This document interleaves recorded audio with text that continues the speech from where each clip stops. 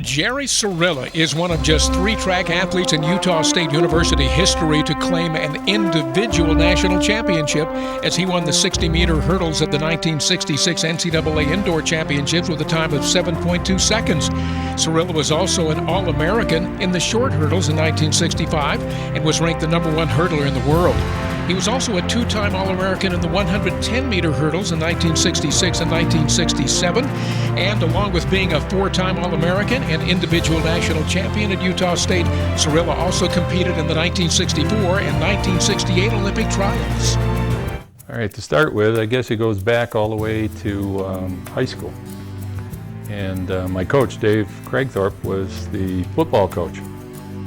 And I can remember that he always tried to get me out to play football, but I was into track more than anything, so that was my main venue at the time. But as I recall, my parents didn't have a lot of money, so after I won the state track championship in the highs and the low hurdles, he says, you know what, he says, a guy with your talent, you're not going anywhere.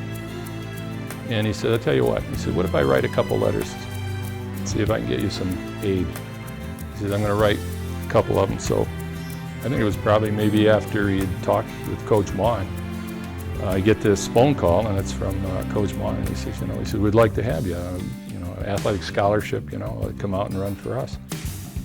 So I didn't actually bat an eyelash. I just said, I'll give it a shot.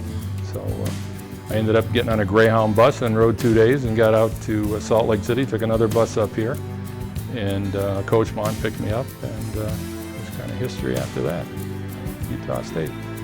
So basically, I guess you could say that it was Dave Craigthorpe that got it started. And once I got here, you couldn't find nicer people than Ralph Mon and his wife Bernice. They were almost like mom and dad to me. And it was a great experience. 1965. In fact, it was up here on the old track. I ran the fastest time up here on the old track. It was in a dual meet, I think, against Brigham Young. And the 13.5 that I ran, that I think still stands as a school record, university record, stood up that year in 1965. I think there was only one other hurdler that tied that, and that was Willie Davenport. And so it did. It stood up as the fastest time in the world that year, which surprised me. I didn't know I had that in me, but it was done right here. It was, it was overwhelming, but I just couldn't believe it. And I'm thinking, because I used to think about it, I said, it would be really, really great to be in a Hall of Fame. And but I just never gave it too much thought after that. And when I got the call, I said, truly it's an honor.